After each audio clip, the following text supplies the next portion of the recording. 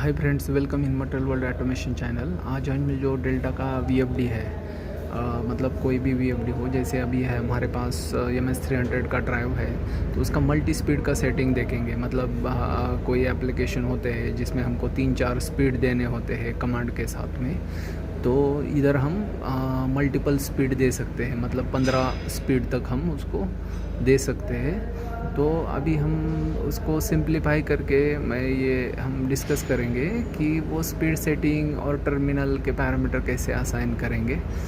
तो क्या है कि अभी बेसिकली हमको समझना पड़ेगा कि ये मल्टी स्पीड क्या है। तो ये मैनुअल है।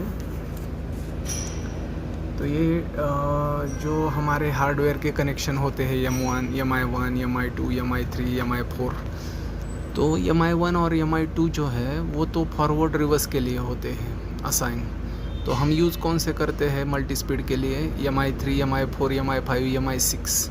तो ये 4 टर्मिनल है, उसमें हम मल्टी स्पीड राइट कर सकते हैं। तो इधर हमने सिंप्लीफाई किया है।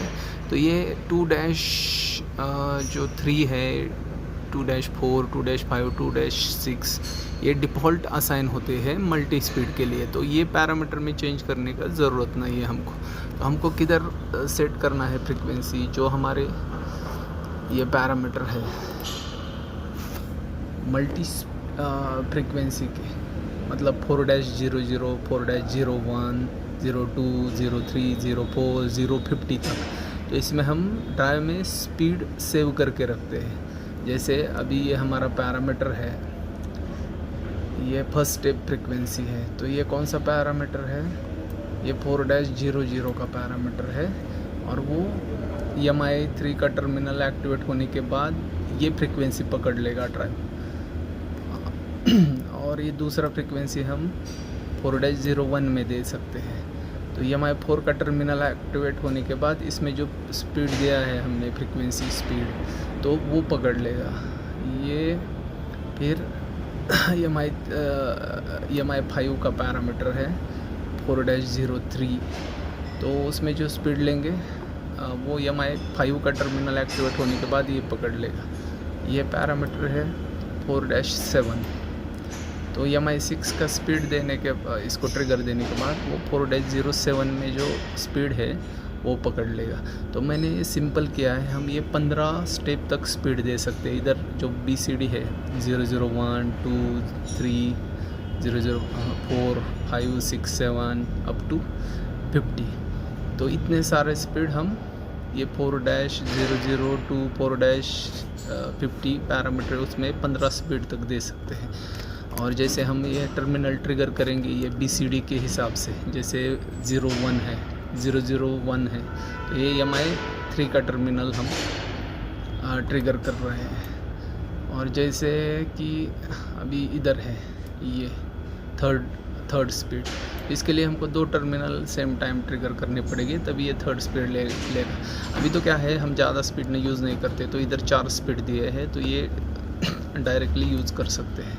मतलब MI3 का टर्मिनल 4 का, 5 का और 6 का, उसके पैरामीटर है 0-00, 01, 4-03, 4-07। तो अभी हम ड्राइव में फ्रीक्वेंसी राइट करेंगे वो पैरामीटर में। अभी तो ये 4-00 में हमने 10 रखा है। अभी देखेंगे इधर 4-00,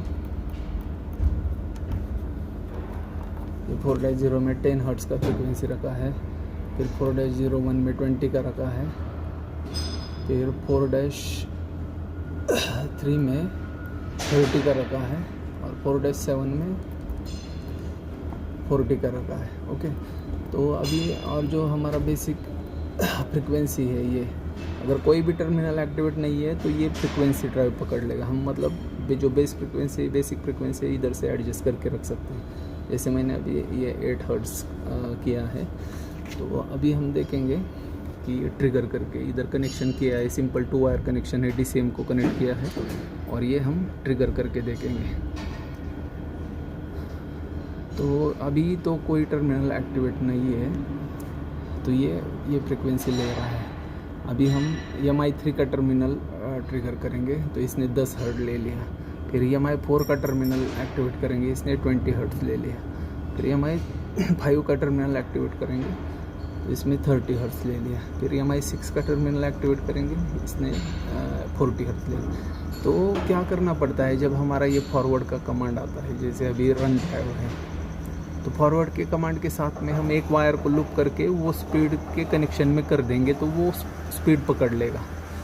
मतलब जैसे हमारा फॉरवर्ड और रिवर्स का एप्लीकेशन है तो उसमें फॉरवर्ड के साथ में एक वायर लूप करके हम EMI 3 को दे देंगे तो वो स्पीड पकड़ लेगा, और रिवर्स के साथ में एक वायर लूप करके दे देंगे EMI 4 को तो वो EMI 4 का स्पीड पकड़ लेगा। तो इस तरह हम फॉरवर्ड और रिवर्स का अलग अलग स्पीड असाइन कर सकते हैं। और कोई एप्लीकेशन है जिसमें हमको 10-15 स्पीड देने हैं तो वो 4-00 जो पैरामीटर है तो BCD के हिसाब से हम उसको सेट कर सकते हैं। तो इसका 0-20 है वो हमने कीपैड पे रखा है, जो बेसिक पैरामीटर है फ्रिक्वेंसी का, तो इसलिए कीपैड से ले रहा है। और 0-21 है वो टर्मिनल पे लिया है तो इसलिए वो फॉरवर्ड रिवर्स का कमांड इधर से आ रहा है। Okay, thank you friend, like and subscribe and share channel.